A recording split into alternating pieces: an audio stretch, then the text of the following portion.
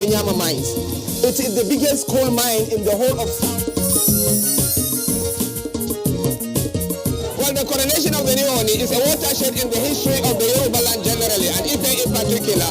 Now, because they have a leader now, that will. Simply put, Gura is a beautiful countryside with awesome landscapes. Something differently will be done to the Nigerian textile industries, that our youth will be employed.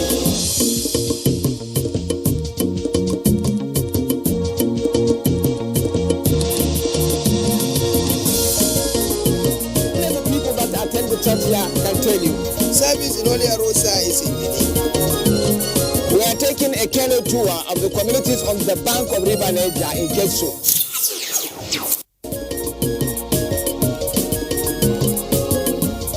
Benin, a place of history and mystery, an ancient township of living legacies, a city of memories and heritage.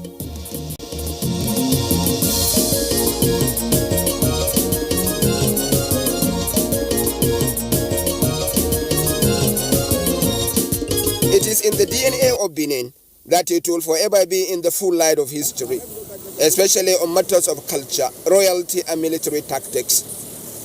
It remains a restless city, always in a flux, moving and changing all the time. The effects of these changes reverberated across the world. In all this, one thing is peculiar with Benin.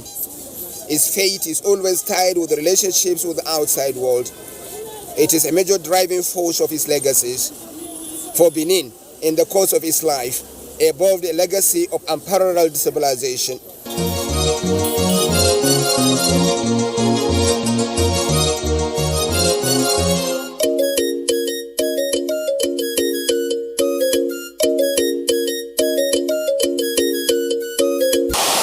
Some beautiful reflections, and on closer reflection, I find that Nigeria is a treasure chest of civilization that emanated mostly from its ancient empires and ancient kingdoms.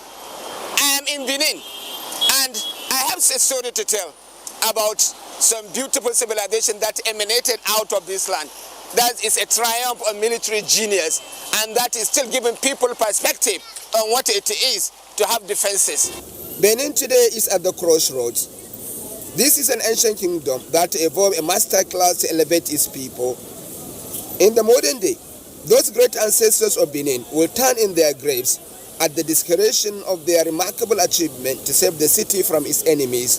It is the story of the Benin earthworks, a defensive fortress of moats and walls, built first in the present-day Benin by Oba Ogola around the year 1280 AD, some 900 years ago.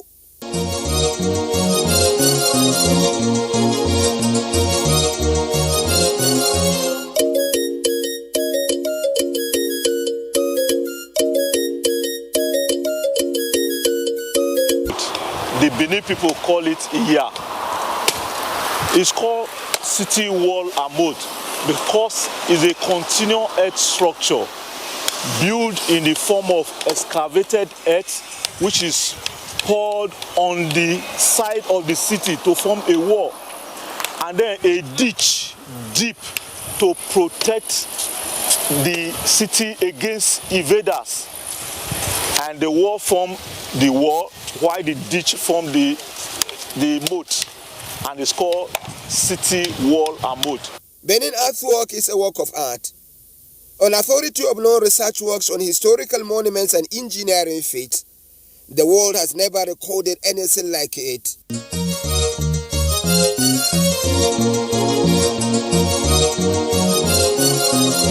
We have had many researchers, like Professor Darling, is an archaeologist.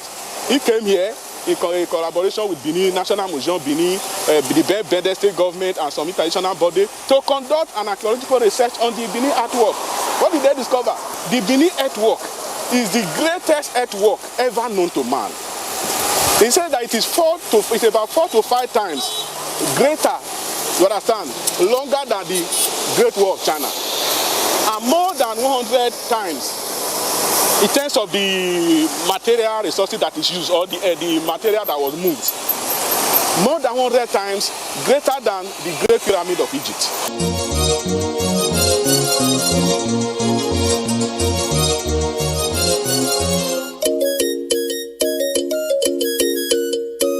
Is the largest and the greatest work of any pre-mechanical civilization.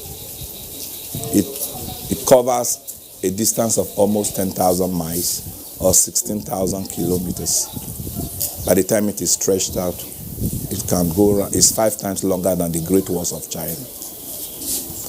It took more than 150,000 man-hours to create from records, and 37 million metric tons of earth was moved in the course of its creation, making it close to 6 times larger than the amount of material used in building the Great Pyramids of Giza.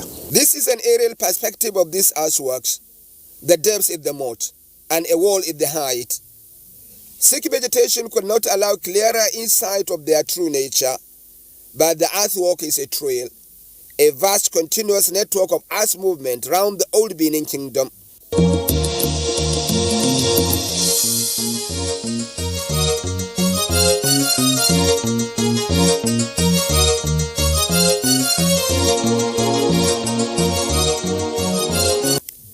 At the heart of this earthwork is the defense of Benin City and its authority against external aggression. At those periods, when Oba Ogola built the moat 900 years ago, Benin was locked in expansionist wars.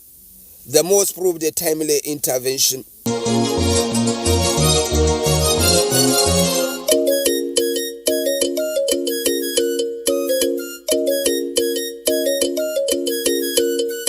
You have enemies all around that were coming to Benin to attack Benin. One of them was the Akpanijakon of Udo, who was a warrior. He would come to Benin to launch some attack. So that was what really prompted Oba Ogola to construct this moat. I must tell you that since that time, no external aggressor, no external enemy really came to Benin. So Benin has never been a battleground since that time, like the 13th century until 1897. For a period of over 600 years. One of the major wonders of this moat was its work statistics. It was a major engineering work before Iron Age was found in Benin and executed by engineers who never go to school.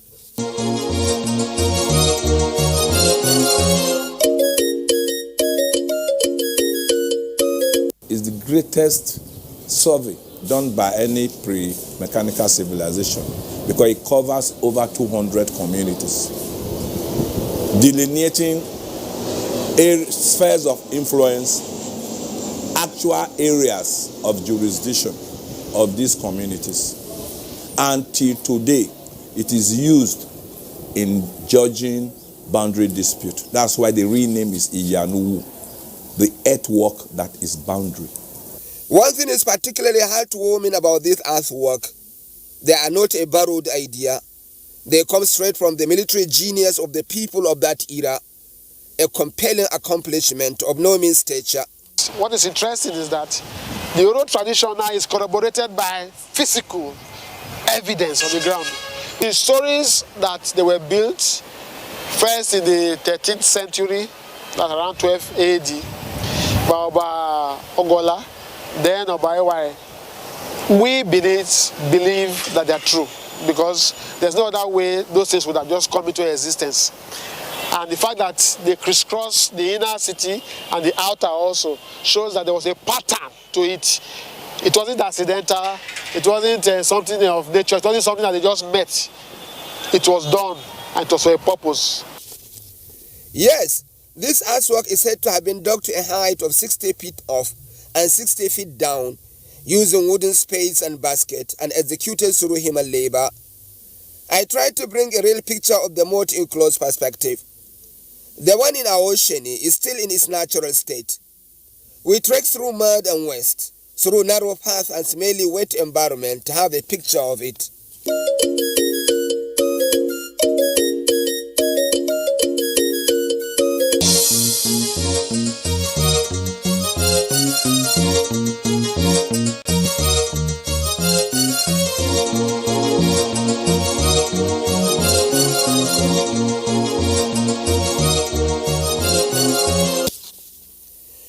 semblance of integrity in the height and depths of the earthworks in Awosheni. Climbing to the heights exactly gives me a fair idea of the logic of those moats. They are a trial on your stamina. You can't breathe. You can't walk straight. You can't have perspective of where you are going. That is only an upward climb. You don't even negotiate the 60 feet down yet. On top of the wall, thick vegetation is impeding a true picture of the moat. Do not be deceived, however, by this lush vegetation. Under is over 60 feet deep. It is a treacherous trench, not tampered by time. There was a little drama going down from this particular wall. It is a slippery journey down. A little slip can see me tumble to a heap of wet, smelly refuse. I cursed my luck for climbing that wall with a kaftan and a sandal. It was a scandal.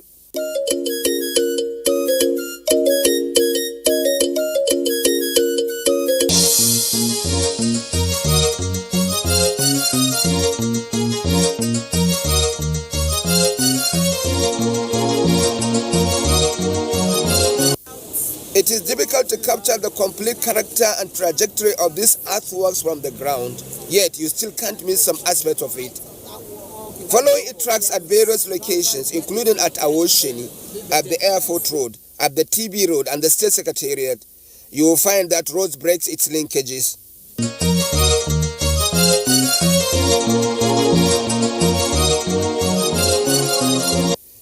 Benin is a rainforest. It rains thick and fast all year round. Bamboo and tall light shrubs grow everywhere. They literally take over the earthworks, enveloping them in a blast of green.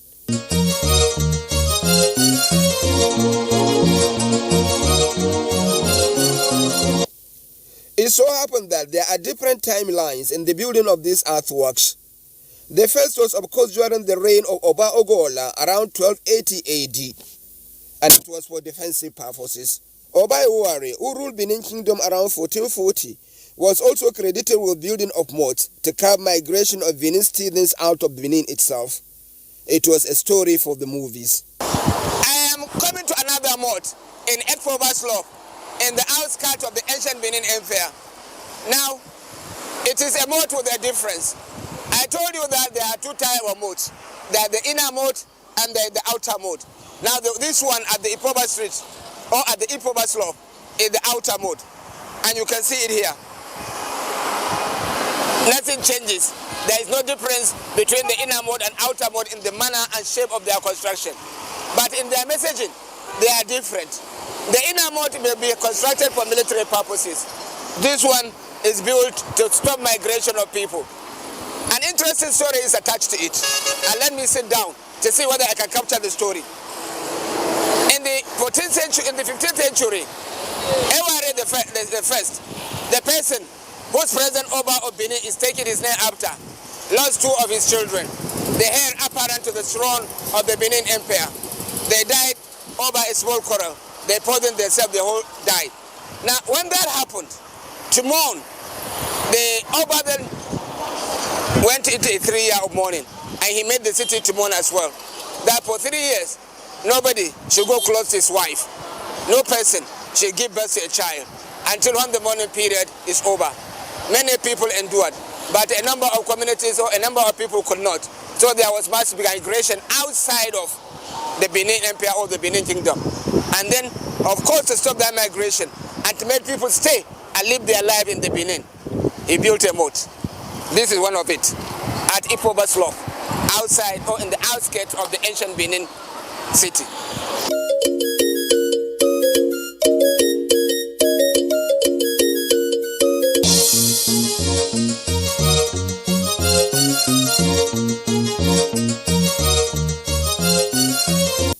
In time, Oba Iwuare relaxed his sanction and the ban was lifted. To date, however, several communities outside of Benin trade the emergence of their settlement from the context of that migration. Like today now you have many settled Ishan. Because this Ishan town you hear about today, it was that time they migrated from the city. Most of them are from the palace. Even the Ishans, like my way I'm from Ekuma, many of them they migrated that period. You understand, many parts of Ishan, even Ora. You understand? So because of that incident, that is why you have those people went and settled there. But that does not mean that that was the only time these people migrated. It was in batches. But most of the people migrated during that era, during the era of Eware the First. The story in context is that there are inner and outer moats in Benin. Whatever their intentions, they explain the perspective of the over 14,000 kilometer stretch of the earthworks. There are more insights on how the distance is arrived at though. Anytime the Benin people war against the enemy and conquer the neighboring city, the neighboring villages around, the Oba send a chief as Onogie to go and rule these people. And by so doing, the Onogie himself built a moat round about his village and connects it to the Benin city wall. And this is how the network of moat continue all over in the cities we have in Benin, in the villages all around Benin. The moats have come a long way. They engaged the minds of the first Europeans in Benin. In the 1st of June of 1961, the earthwork was declared a national monument by the then Federal Department of Antiquities. It is also chronicled in the Guinness Book of Records in the year 1978. By all definitions, the moats are memoirs of the warring activities of Benin Kingdom and a living testimony of how strong the Benin Empire was. Sadly, these testimonies are going away. This great historical achievement is going through distortions. There are so many people who go there to go and carve out of the walls and use for their own building projects. You have some who turn the moat to dump sites. Some go there to convert it to toilets and mess up the entire place. So over the period, what we have had is a situation where the moats have been filled up by a lot of silt and dirt. And that has already taken away the key value of the moat.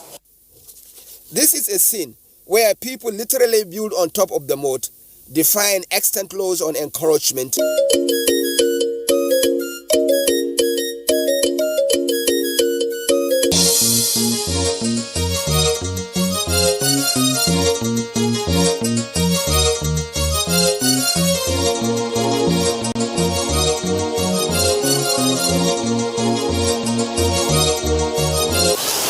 Talking of the encroachment of the Benin earthwork, the moat especially, a lot of illustrations abound. Now, behind me, of course, is a picture of the moat. Obviously, it has been filled up. You can see it, but at least because of the vegetation, you can still see it's a picture of a moat. But then going down, if I move around, I'm linking up to the road. It is like there is no depth anywhere. And then you find buildings anywhere. On the left and right are buildings. Obviously, we are losing the moat very fast.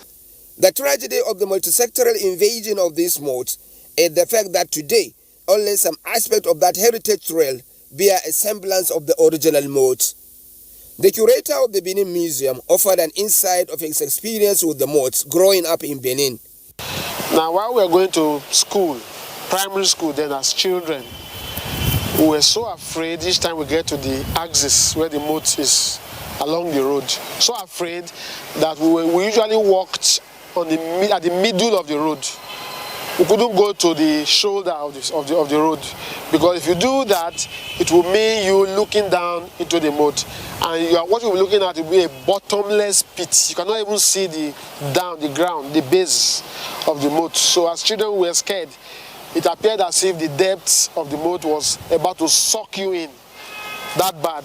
That same axis of the moat along the airport road where I said I grew up, today I can walk on it across because it's completely filled up. The question is, at what period in history did the distortion of this national heritage begin? Many believe it begins with the advent of colonialism. Over the years, these moats have gone through so many changes, various changes. One of it, of course, is encroachment. The encroachments are by the civil populace, but in most places too, by government itself. Where I am here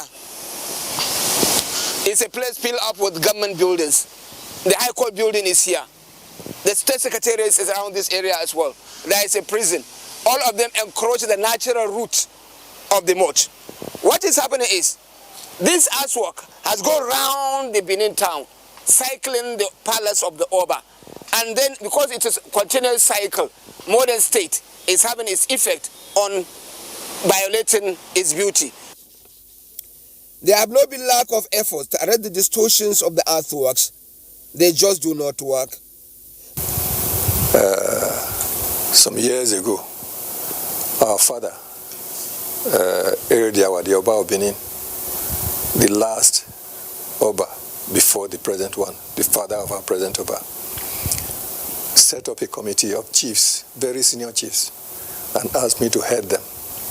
And we went round the moat and tried to see where people have encroached on the moat.